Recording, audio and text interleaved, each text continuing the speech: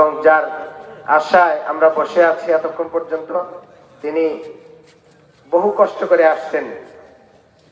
উনি বললেন যে শারীরিকভাবে একটু অসুস্থ, শরীরে জ্বর ভাব আছে, দোয়া করবেন যেন কোরআনের আলোচনা, হাদিসের আলোচনাগুলো আমাদের সামনে করতে পারেন।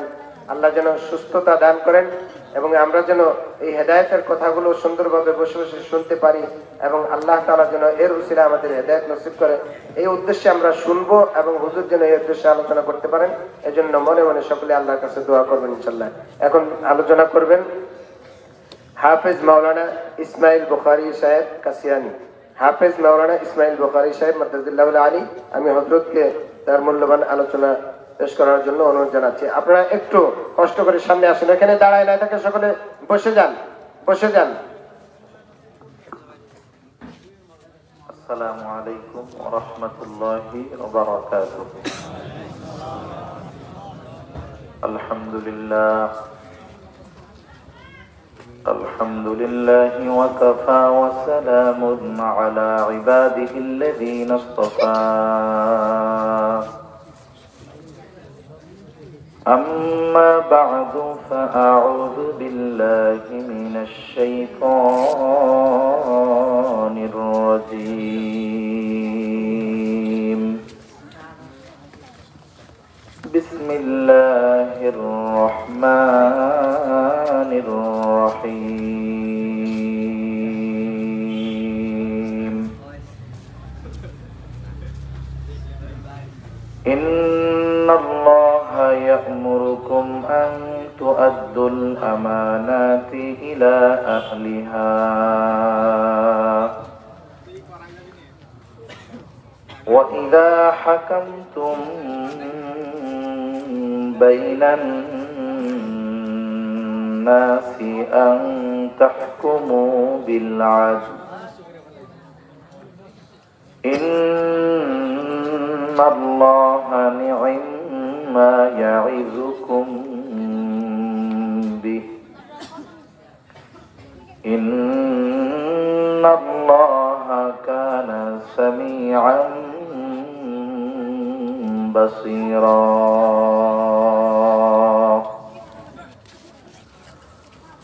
وقال رسول الله صلى الله عليه وسلم: لا إيمان لمن لا أمانة له، أو كما قال النبي صلى الله عليه وسلم. صدق الله العلي العظيم وصدق رسوله النبي الكريم، ونحن على ذلك من الشاهدين والشاكرين، والحمد لله رب العالمين. سبحانك لا علم لنا إلا ما علمتنا، إنك أنت العليم الحكيم. اللهم صل على محمد وعلى آل محمد كما صليت على إبراهيم وعلى آل إبراهيم إنك حميد مجيد. اللهم بارك على محمد وعلى آل محمد كما باركت على إبراهيم وعلى آل إبراهيم إنك حميد مجيد. আল্লাহর মহব্বতে আমরা জবান খুলে একটু জিকির করি, লা ইলাহা ইল্লাল্লাহ,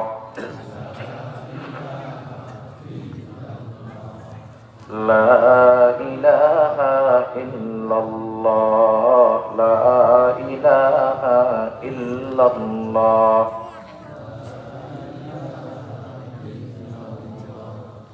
লা ইলাহা ইল্লাল্লাহ, লা ইলাহা إلا الله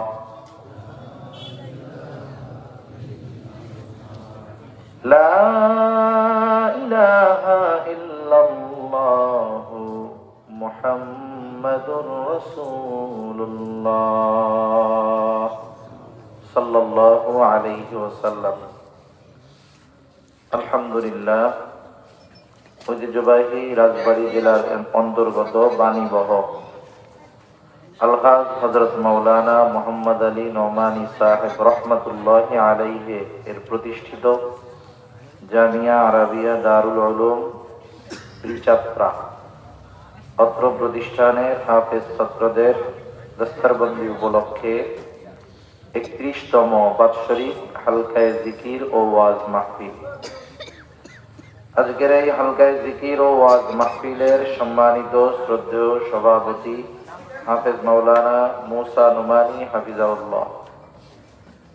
আজকের মাহফিলের দোয়া ও জিকির পরিচালনায় আছেন আলহাজ হযরত মাওলানা মুহাম্মদ আলী নোমানী সাহেব রহমাতুল্লাহি আলাইহির সুযোগ্য সন্তান বড় সন্তান আলহাজ মাওলানা সালেহ নোমানী হাফিজাহুল্লাহ, শেখুল হাদিস জামিয়া ইসলামিয়া কল্যাণপুর ও মুহাদ্দিস আল জামিয়াতুস সিদ্দিকিয়া দারুল উলুম দারুস সালাম মাদ্রাসা। সম্মানিত উপস্থিতি, আল্লাহ সুবহানাহু ওয়া তাআলা দয়া করেই হাজারো মানুষের মধ্য থেকে আমাদেরকে এই দ্বীনি মজমায় আসবার বসবার কিছু দ্বীনি কথা মুযাকারা করবার সুযোগ প্রদান করেছেন। আসলে আল্লাহ তাআলা যাকে পছন্দ করেন তাকে ভালো কাজ করবার সুযোগ দেন। যেহেতু আল্লাহ সুবহানাহু ওয়া তাআলা আমাদেরকে হাজারো ব্যস্ততা থেকে এখানে আসার বসার তৌফিক দিলেন, সে মহান মালিককে খুশি করার জন্য মহব্বতের সাথে জবান খুলে অন্তর থেকে আমরা একবার কালিমাতুশ শুকর পাঠ করি, আলহামদুলিল্লাহ। অগণিত দুরূদ ও সালাম সাইয়্যিদুল আম্বিয়া আশরাফুল আম্বিয়া খাতামুল আম্বিয়া ইমামুল মুরসালিন রাহমাতুল লিল আলামিন মুহাম্মাদুর রাসূলুল্লাহ সাল্লাল্লাহু আলাইহি ওয়াসাল্লামের উপর। আমি আপনাদের খেদমতে পবিত্র কোরআনুল কারীমের সূরাতুন নিসার 58 নম্বর আয়াত ও রাসূল আকরাম সাল্লাল্লাহু আলাইহি ওয়াসাল্লামের অগণিত হাদিস থেকে একটা হাদিস পাঠ করেছি। আল্লাহ তাআলার কাছে তৌফিক চাই অল্প সময়ের মধ্যে কিছু কথা আল্লাহ আমাকে আপনাদের খেদমতে বলার তৌফিক দান করেন, যেগুলো আমাদের সবার দুনিয়া এবং আখিরাতের জন্য কল্যাণকর হয়। সকলে বলি আমিন। এরপরে আলহাজ মাওলানা সালেহ নোমানী হাফিজাহুল্লাহ হযরত দোয়া করবেন। আমরা সবাই দোয়া করে এরপরে বাড়িতে ফিরবো ইনশাআল্লাহ বলেন। কারণ বিষয় হলো, বলেন তো একটা লোক যোহরের নামাজ ফরজ নামাজ কয় রাকাত? একজন শুরু থেকে একেবারে তাকবীরে উলা সহ পড়ছে শেষ পর্যন্ত, সে তো জামাত পাইছে, কিন্তু আর একজন কোন মতে আইসা ইমামের সাথে কিছু সময় বসতে পারবে। বলেন তো শুরু থেকে যে জামাত পাইলো আর লাস্টে যাইয়া কিছু সময় পাইলো, দুইজনেই কিন্তু জামাতে শরীক হওয়ার সওয়াব পেয়ে গেল। কিন্তু আমাদের দেশের সমস্যা হইলো, ওয়াজ মাহফিল টাহফিল শুনে দোয়ার সময় শয়তানে খুঁচায় এরকম যে তাড়াতাড়ি বাড়ি যা।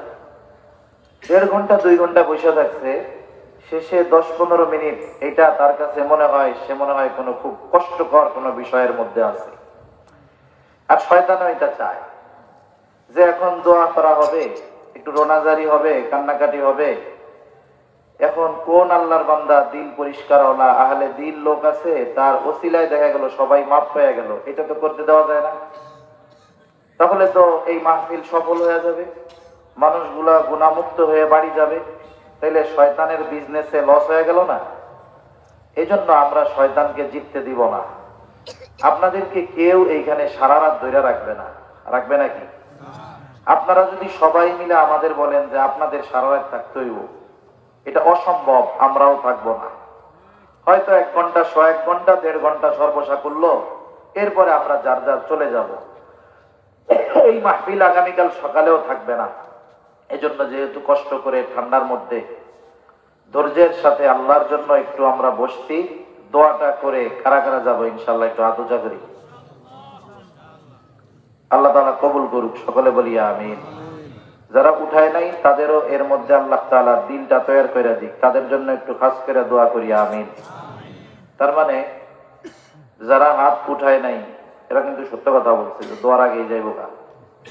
এখন দেখেন তাদের জন্য আমরা কি দোয়া করছি যে আল্লাহ তাদের দিলটা তৈরি করে দিয়েন। তাইলে তারা যদি দোয়া কইরা যায় তাহলে বুঝতে হবে আমাদের দোয়া তাদের জন্য কবুল হয়েছে। এটার মধ্যে সন্দেহ আছে কেন?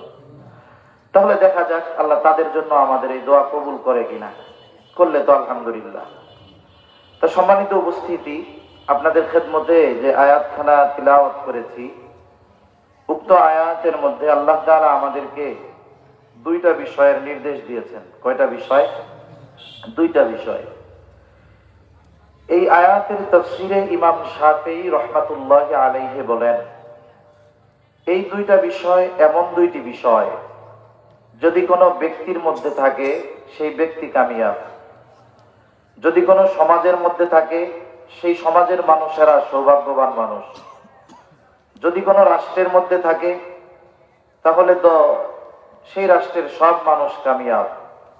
তার মানে সফলতা অর্জনের জন্য এই দুইটা গুণ খুব জরুরি, দুইটা গুণ। আল্লাহ সুবহানাহু ওয়া তাআলা আমাদেরকে নির্দেশ দিচ্ছেন। আল্লাহ তাআলা বলেন, ইন্নাল্লাহা ইয়া'মুরুকুম আন তু'আদ্দুল আমানাতি ইলা আহলিহা। নিশ্চয়ই আল্লাহ তাআলা তোমাদেরকে আদেশ দিচ্ছেন। কি আদেশ? আন তু'আদ্দুল আমানাতি ইলা আহলিহা, যে আমানত তার হকদারের কাছে ফিরিয়ে দাও। এই আয়াতের শানে নুজুল সংক্ষিপ্ত সারে মূল কথাটা বলি আর কি। উসমান ইবনে তালহার কাছে রাসূল আকরাম সাল্লাল্লাহু আলাইহি ওয়াসাল্লাম হিজরতের আগে একবার মক্কা শরীফে বাইতুল্লাহর মধ্যে ঢুকবেন। সোম বৃহস্পতিবার সকলের জন্য বাইতুল্লাহর দরওয়াজা খুলে দেওয়া হইতো। এমনি কারো যদি পার্সোনাল ভাবে যাওয়ার দরকার হতো তাহলে উসমান ইবনে তালহার হাতে এই চাবি ছিল, চাবি বহনের দায়িত্ব। তার কাছ থেকে চাবি নিয়ে এরপরে ভেতরে যাওয়া লাগতো। উসমান ইবনে তালহা তখনও তো কাফের, আর মক্কায় কাফেররা মুসলমান যারা হয়েছিল, ঈমান যারা এনেছিল, তাদের প্রতি কাফেরদের দৃষ্টিভঙ্গি কেমন ছিল এটা সকলের কম বেশি জানা। নবীজি সাল্লাল্লাহু আলাইহি ওয়াসাল্লাম চাবি চাইছেন, উসমান ইবনে তালহা চাবি দিল না। সাথে সাথে নবীজিকে খুব ব্যঙ্গ কইরা খোঁচা মাইরা কিছু কথাও বলছে।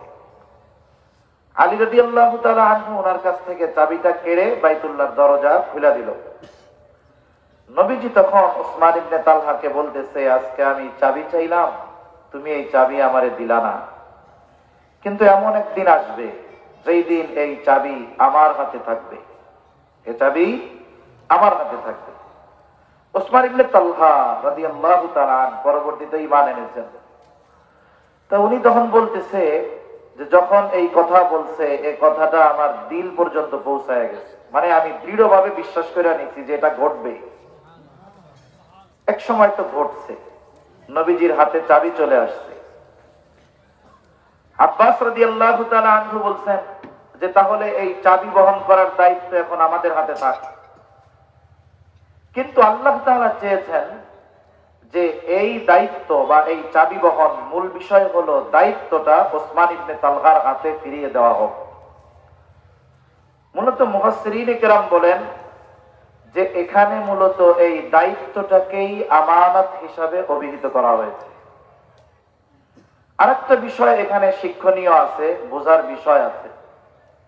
কোরআনুল কারীমের মধ্যে আল্লাহ তাআলা যখন কোন শব্দ আগে পিছে বলেন, এক বচন, দ্বিবচন, বহু বচন বলেন, এর দ্বারাও অনেক অন্তর্নিহিত অর্থ থাকে। এটা মুহাক্কিক উলামায়ে কেরাম এগুলো আমাদের বলেন, আমরা শুনি। এখানে আল্লাহ সুবহানাহু ওয়া তাআলা আমানাত শব্দটা বহু বচন ব্যবহার করেছেন। তার মানে বোঝা গেল আমানত নির্দিষ্ট একটি দুইটি বিষয়ের মধ্যে থাকে এমনটা নয়, বরং অনেক বিষয়ের সাথে আমানতদারিতার সম্পৃক্ততা রয়েছে। আর এই আয়াতেই মূলত দায়িত্বটাকেও আমানত বলে অভিহিত করা হয়েছে। এখানে মূল কথাটা কি? বুজুর্গানে দিন বলেন, মূল কথা হলো, যদিও শানে নুজুল এইটা, তবে এখানে সব ধরনের আমানতই উদ্দেশ্য। মূল কথা, আল্লাহ তাআলা আমাদেরকে আমানতদার হওয়ার নির্দেশ দিয়েছেন। সাধারণত আমাদের সমাজে আমরা আমানতদারিতা বলতে কতটুকু বুঝি? লেনদেন আদান প্রদানের ক্ষেত্রে আমানতদারিতার ব্যাপারে সম্যক ধারণা হয়তো আমাদের আছে, কিন্তু আরো অনেক বিষয়ের মধ্যে যে আমানত আছে এটা আমরা না বোঝার কারণে নিজেদের অজান্তে অনেক সময় আমরা খেয়ানত করে বসি, কিন্তু নিজেরা টেরও পাই না। অথচ একজন মুমিন, প্রকৃত মুমিনের পরিপূর্ণ আমানতদার হওয়া উচিত। এটা তার গুরুত্বপূর্ণ একটি বিষয়। মুমিনের যতগুলো গুণ থাকবে এর অবিচ্ছেদ্য একটি অংশ গুণ হলো আমানতদারিতা। এজন্য যার মধ্যে আমানতদারিতা নাই সে প্রকৃত মুমিন হতে পারে না। আর প্রকৃত মুমিন যে খেয়ানতকারী হতে পারে না। এজন্যই রাসূল আকরাম সাল্লাল্লাহু আলাইহি ওয়াসাল্লাম খেয়ানতকারী বা খেয়ানত করাকে মুনাফিকের আলামত হিসাবে অভিহিত করেছেন। তাহলে বোঝা গেল প্রত্যেকটা ঈমানদারকে পরিপূর্ণ আমানতদারিতার গুণ অর্জন করা অবশ্যই জরুরি, ঠিক কিনা বলেন? কিছু গুণ আছে মানুষের মধ্যে কম বেশি থাকতে পারে, স্বাভাবিক। কিছু আমল আছে মানুষের মধ্যে কম বেশি থাকতে পারে, স্বাভাবিক। আবার কিছু আমল আছে করলে সওয়াব আছে, না করলে গুনাহ নেই। কিন্তু আমানতদারিতা এমন একটা গুণ, এটা শুধু একটা ভালো কর্ম নয়, বরং এই কর্মটি ঈমানের সাথে সম্পৃক্ত একটি বিষয়। এজন্য রাসূলুল্লাহ সাল্লাল্লাহু আলাইহি ওয়াসাল্লাম বলেন, লা ঈমানা লিমান লা আমানাতা লা, যার মধ্যে আমানতদারিতা নাই তার ঈমান নাই। এই জন্য আমাদের উচিত প্রকৃত মুমিন যদি হতে হয় পরিপূর্ণ আমানতদারিতার গুণ অর্জন করা। আমার আপনার নবী উত্তম আখলাকওয়ালা নবী, নবুয়তির পরে ছিলেন এমনটা নয়, বরং আমার আপনার নবীর উত্তম চরিত্র নবুয়তির আগেও ছিল। এজন্যই তো নবুয়তির বহু আগে কাফেররা আমার আপনার নবীর উপাধি দিয়েছিল আল আমিন, বিশ্বস্ত, আমানতদার, আস-সাদিক, সত্যবাদী। তার মানে আমার আপনার নবী এই আমানতদারিতার গুণ নবুয়তির বহু আগে নবীজি অর্জন করেছেন। ইংরেজ শাসন আমলে যখন বিশেষ করে মুসলমান এবং উলামায়ে কেরামের উপরে ইংরেজরা নির্যাতনের স্টিম রুলার চালাচ্ছিল, ইংরেজরা বুঝতে পেরেছিল এই উপমহাদেশের কোটি কোটি হিন্দু আমাদের পথের কাঁটা হবে না। কিন্তু আমরা যদি আমাদের মিশন বাস্তবে পরিণত করতে চাই, সবচাইতে বড় বাধা হলো টুপিওয়ালারা আর মুসলমানেরা। এই জন্য কত জুলুম, কত অত্যাচার মুসলমানদের উপরে চলেছে। ওই জামানায় একজন ইংরেজ ঐতিহাসিক এসেছেন উপমহাদেশে অবস্থা পর্যবেক্ষণ করার জন্য। তিনি দেখলেন একটা সময় অন্য ধর্মের যারা আছে হিন্দুরা, এরা ইংরেজদের সাথে খুব তেল মারা শুরু করে দিল এবং তারা বড় বড় জমিদারি পেয়ে গেল। এজন্য দেখেন না আমাদের দেশ সহ বিভিন্ন জায়গায় বড় বড় জমিদাররা সব হিন্দু। কেন দিছে কারা? ইংরেজদের তোষামদি করার কারণে তাদেরকে জমিদার বানায় দেওয়া হয়েছে। কিন্তু মুসলমানদের উপরে এত জুলুম হয়েছে, মাদ্রাসা ধ্বংস করে দেওয়া হয়েছে, এরপরেও মুসলমানেরা তাদের নীতির উপরে অটল অবিচল। একটু নড়াচড়া করলে, একটু নীতি আদর্শের জায়গা থেকে সরে হিকমতের দোহাই দিয়ে ইংরেজদের সাথে একটু তোষামদি করলেই তো হয়ে যাইত। কেন করে না? কার নীতি, কার আদর্শ তারা গ্রহণ করেছে, যার কারণে জীবন দেয়, তবু আদর্শ থেকে তারা বিচ্যুত হয় না। ওই ব্যক্তি একটু বাছাই যাচাই শুরু করলেন।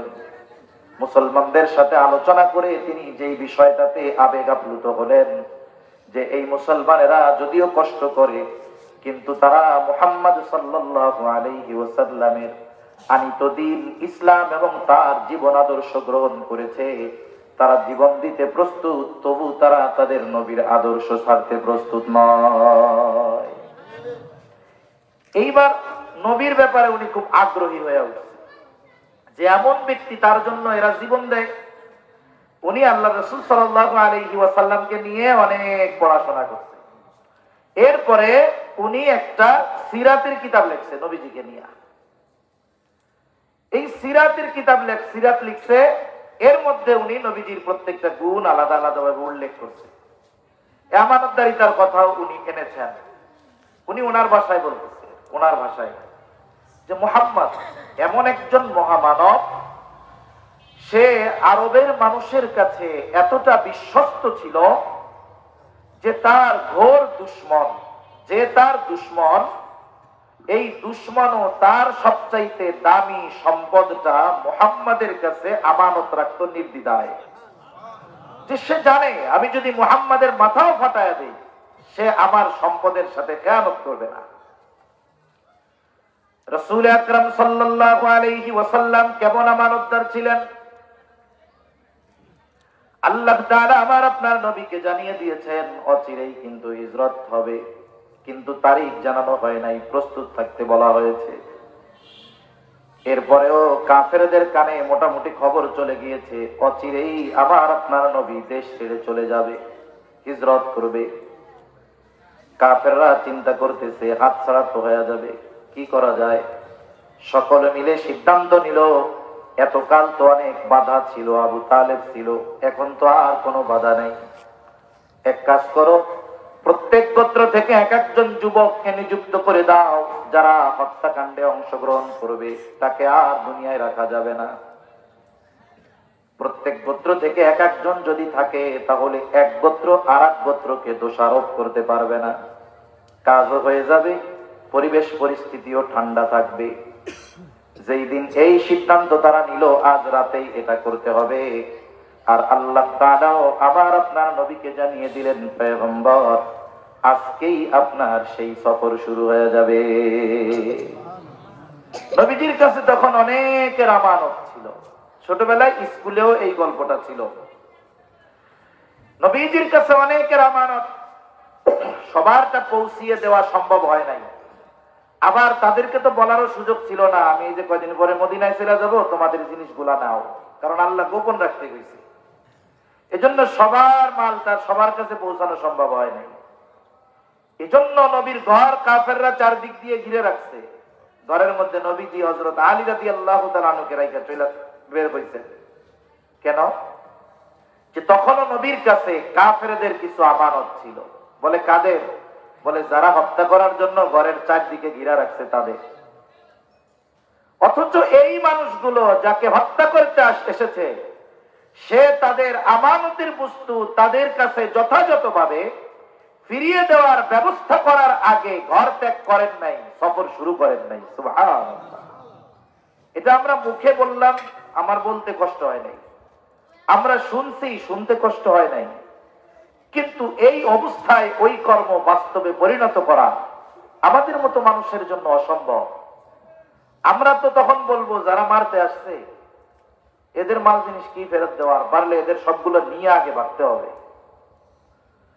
অথচ আমার আপনার নবী শত্রুর আমানত তাদের কাছে ফিরিয়ে দেওয়ার ব্যবস্থা করেছেন, এরপরে সফর শুরু করেছেন।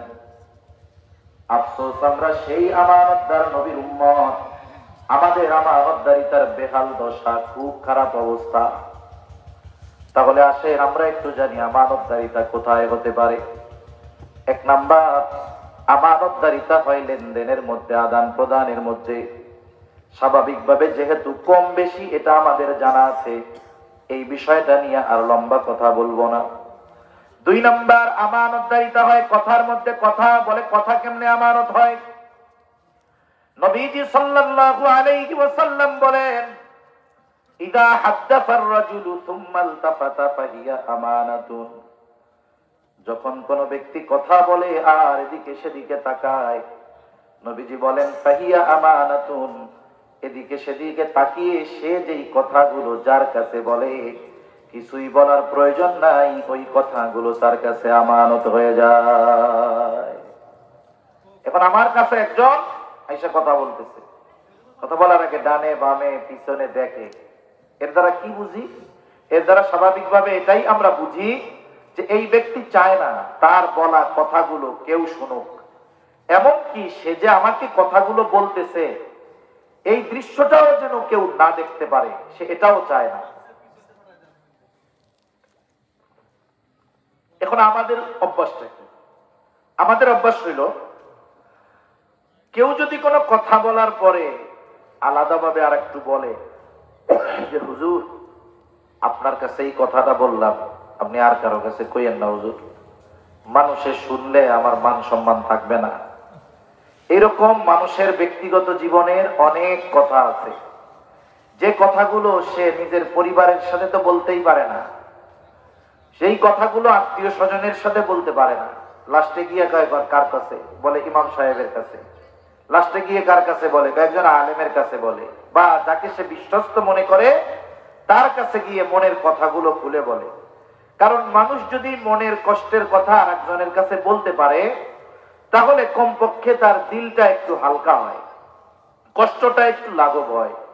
যখন একটু সান্ত্বনা দেয় তখন তার একটু ভালো লাগে। এখন আমারে দিয়েই আমি উদাহরণ দিই।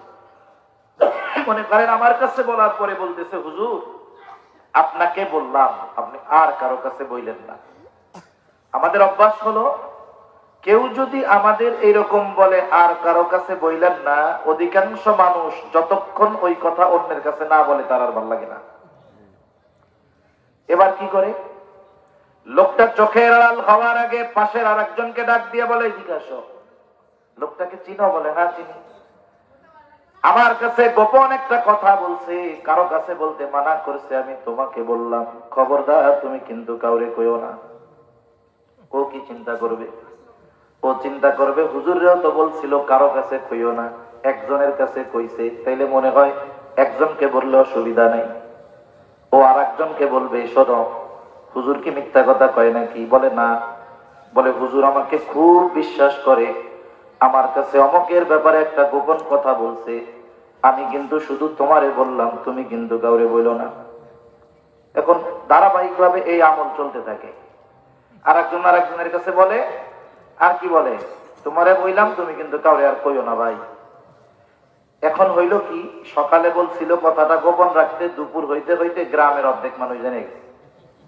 আবার যে যারেই বলছে এক কথা, তোমারে কইলাম, তুমি কিন্তু ভাই কেউরে কইও না। এখন বলেন তো, মনে করেন কথা 200 মানুষের কাছে পৌঁছেছে, কয়শ? আমারে বলছিল কি যে একজনের কাছেও বলা যাবে না, কথা পৌঁছায় গেছে 200 জনের কাছে। খেয়ানত তো একটা নাই, একের পর এক হচ্ছেই খেয়ানত। এখন কি হইলো, ধরেন কমপক্ষে 200 খেয়ানত তো হইছে, আমি তো করছি একটা, কিন্তু আমার পরে যখন একজনের পর একজনের পর কথা যাইতে যাইতে পৌঁছায় গেল, অন্যদের কথা বাদ দেন, আমি বলছি একজনের কাছে, কিন্তু যতজনের কাছে কথাটা পৌঁছাইছে, যতজন খেয়ালত করেছে, সকলের সমপরিমাণ গুনাহ আমার আমলনামায় যোগ হয়ে গেল। এজন্য হাদিসের মধ্যে আসছে, নবীজি বলেন কারো দ্বারা যখন কোনো ভালো কাজের সূচনা হয়, ওই ভালো কাজ যতজন আমল করে ওর সওয়াবও যিনি শুরু করেছেন তার আমলনামায় যোগ হয়ে যায়। আবার যখন কেউ কোনো মন্দ কাজের সূচনা করে, সে করতেছে সওয়াব, তারপরে যারা করতেছে তাদের করার সওয়াবটাও সে পাওয়া যায়। নবীজি বলেন আদম আলাইহিস সালামের হত্যাকারী যেই সন্তান, তার মাধ্যমে পৃথিবীর বুকে সর্বপ্রথম হত্যাকাণ্ড সংগঠিত হয়েছে অন্যায়ভাবে। এই জন্য কিয়ামত পর্যন্ত অন্যায়ভাবে যত হত্যাকাণ্ড সংগঠিত হবে, সব হত্যাকাণ্ডের গুনাহ তার আমলনামায় যোগ হয়ে যাবে। এজন্য আমরা কথাও আমানত হয়, এই কথার আমানতদারিতাও রক্ষা করব ইনশাআল্লাহ। 3 নাম্বার দায়িত্ব হয় আমানত। এই আয়াতে মূলত দায়িত্বের কথাই আল্লাহ তাআলা বলেছেন, সাথে সাথে শব্দটাকে বহুবচন উল্লেখ করার মাধ্যমে আমানতদারিতার আরো ব্যাপক বিস্তৃতির কথাও আল্লাহ তাআলা জানায় দিয়েছেন। দায়িত্বটাও গুরুত্বপূর্ণ একটা আমানত।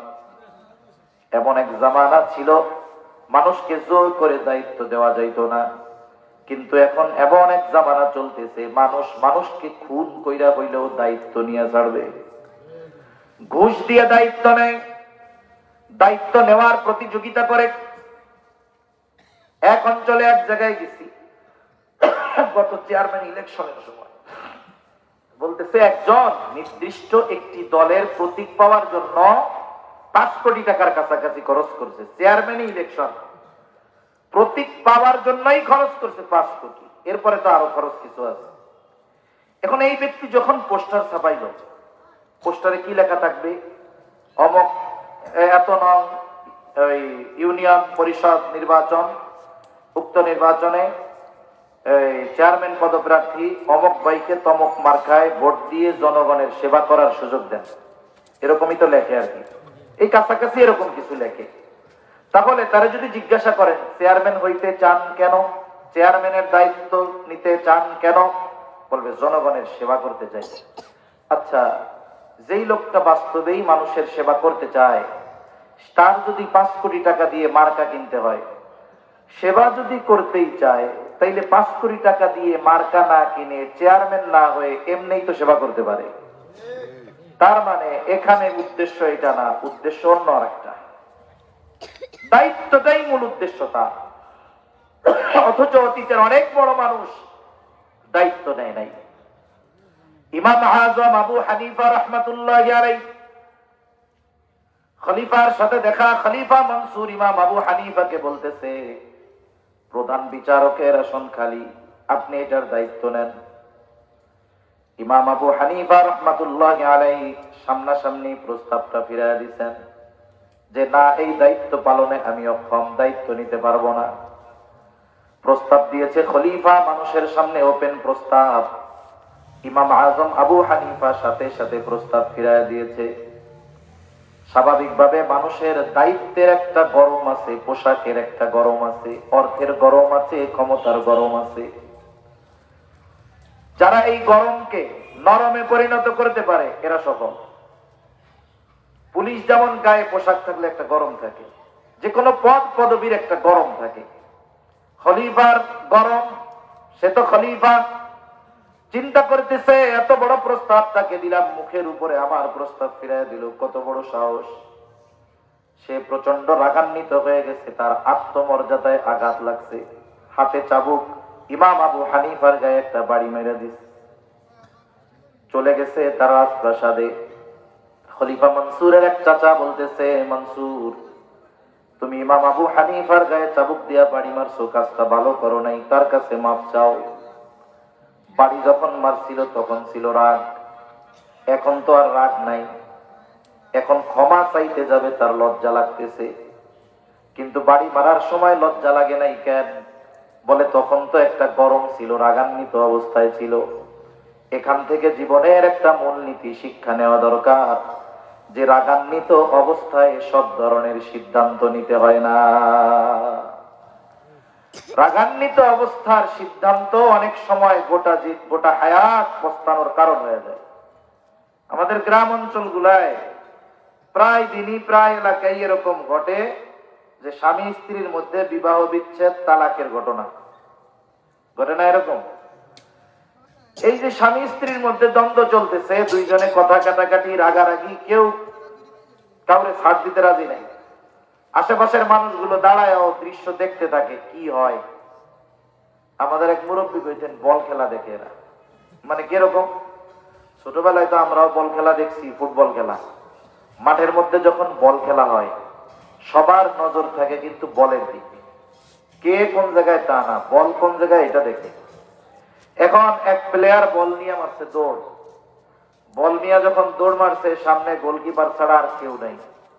জোরে শট মারছে, গোলকিপার আর ধরতে পারে নাই, পাস দিয়া তাকে ফাঁকি দিয়ে বল ওই গোল মানে জালের মধ্যে চলে গেছে, গোলের মধ্যে ঢুকে গেছে। যখনই এই দৃশ্যটা দর্শক দেখে, একেবারে ওই মাঠে যারা গোল দিছে তাদের পক্ষের লোক যারা আছে একসাথে উচ্চ আওয়াজে কি বলে বলেন তো? ও বল খেলার সময় দেখেন না 80 বছরের বুড়াও 3 হাত লাফ দিয়ে উঠে যায় গোলের ঠেলায়, তখন মাজা কোমর ব্যথায় না, ঠান্ডাও লাগে না। ওয়াজ মাহফিলে আসলে ঠান্ডা আর মাজা কোমর যত ব্যথা। ফজরের সময় উঠতে পারে না, 3:30টায় অ্যালার্ম দিয়ে উঠে বল খেলা দেখতে পারে। কত অধপতন আমাদের। তা বিষয় হলো কি, গোল ওই যে তাকায় খালি এরকম। স্বামী স্ত্রীর যখন দ্বন্দ্ব লাগে, গ্রামের কিছু দর্শক তাদেরকে ঘিরে রাখে চারদিক দিয়া, তারা কিছুই কয় না, দেখতে থাকে কখন গোল হয়, মানে কোন সময় বেড়া বেডিটারে তালাক দিয়া দেয় 14 গোষ্ঠী উদ্ধার। কিন্তু এর আগে যদি মহিলারা মহিলাকে একটু দূরে সরায় নিয়ে যায়, পুরুষরা পুরুষরা একটু দূরে সরায় নিয়ে যায়, মেজাজটা অন্যদিকে ঘুরায় দেয়, মাথায় একটু পানি দিয়া ঠান্ডা বানায় দেয়, তাহলে হয়তো হতে পারে ওই যাত্রায় কমপক্ষে তাদের সংসারটা ভাঙন থেকে রক্ষা পেয়ে গেল। কিন্তু কি করবে? কিছুই বলবে না, খালি দেখবে। যখন একবারে একসাথে 14 গোষ্ঠী ধরে মাইরা দিবে, তখন একজন আরে করলেন কি করলেন কি করলেন কি, এর আগে থামানো গেছিল না। এখন মনে করেন শয়তানের এক মিশন শেষ, এবার শয়তান গেছে গা, নতুন মিশন নিয়ে তো একটু পরে হাজির হবে। এবার আর একজনকে আপনি করছেন কি, এখন তো আপনাকে সম্পর্ক শেষ হয়ে গেছে গা, এখন তো এর সাথে আর সম্পর্ক নাই, দুইজনের সম্পর্ক শেষ, স্বামী স্ত্রীর সম্পর্ক আর নাই, বিবাহ বিচ্ছেদ হয়ে গেছে। আপনার যে 3 মাসের এই যে পোলাটা আছে, এটারে পালবো কেডা? 1.5 বছরের মাইয়াটা, এটারে পালবো কে? চাচা সব শেষ। এইবার পৃথিবীর সব মোহাব্বত ওই স্বামীর অন্তরে আর স্ত্রীর অন্তরে, স্বামীর প্রতি স্ত্রীর, স্ত্রীর প্রতি স্বামীর মোহাব্বত সব শয়তান সবাই না ঢাইলা দেয়। এখন মনে হয় এই দুইজন দুইজনের ছাড়া আর বাঁচবে না, চলে আসছে হুজুরের কাছে।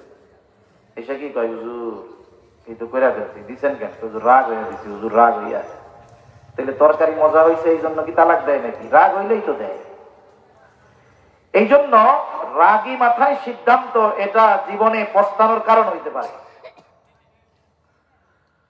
খলিফা আঘাত করেছে, তখন রাগান্বিত ছিল, এই জন্য লজ্জা লাগে নাই, কিন্তু এখন তো রাগ নাই, এই জন্য ক্ষমা চাইতে তার লজ্জা লাগতেছে। তার সবচেয়ে বিশ্বস্ত মানুষটাকে পাঠায় দিল, যাও আমার পক্ষ থেকে ইমাম আবু হানিফার কাছে গিয়ে ক্ষমা চাইবা। সাথে সাথে 1 তোলে স্বর্ণ মুদ্রা দিয়ে দিছে, যে এই স্বর্ণ মুদ্রা আমার পক্ষ থেকে ইমাম আবু হানিফাকে হাদিয়া দিবা, আর বলবা আপনি যে ক্ষমা করেছেন, খলিফা তখনই নিশ্চিত হবে যদি আপনি খলিফার দেওয়া এই হাদিয়া গ্রহণ করে। লোকটা গিয়ে ইমাম আবু হানিফার কাছে বলতেছে, খলিফা তার আচরণের জন্য লজ্জিত, আপনার কাছে ক্ষমা প্রার্থী, ক্ষমা করে দেন। ইমাম আবু হানিফা বলতেছে, ক্ষমা করে দিলাম, মাফ করে দিলাম। লোকটা এবার বলে, এই যে 1 তোলে স্বর্ণ মুদ্রা আপনার জন্য হাদিয়া, এটা আপনি গ্রহণ করলে খলিফা সুনিশ্চিত হবে যে আপনি তাকে মাফ করেছেন। ইমাম আবু হানিফা বলে, না লাগবে না, মাফ করে দিছি। লোকটা পিড়াপিড়ি করতেছে, এক পর্যায়ে বলে, হাদিয়াটা আপনি রাখেন, কিন্তু আপনার নিজে ব্যয় করার দরকার নাই, অন্যদের মধ্যে সদকা করে দিয়ে। ইমাম আবু হানিফা বলে, শোনো, তোমার কাছ থেকে এটা আমি গ্রহণ করবার পর নিজের জন্য ব্যয় করি আর অন্যকে দিয়ে দেই, বিষয়টা এমন নয়। বিষয়টা হবে যে তোমার খলিফা জানবে ইমাম আবু হানিফা আমার দেওয়া হাদিয়া গ্রহণ করেছে। সুতরাং আমি নিজের জন্য রাখা আর অন্য কাউকে দেওয়া, এটা তো মূল বিষয় না। মূল বিষয় হলো কি,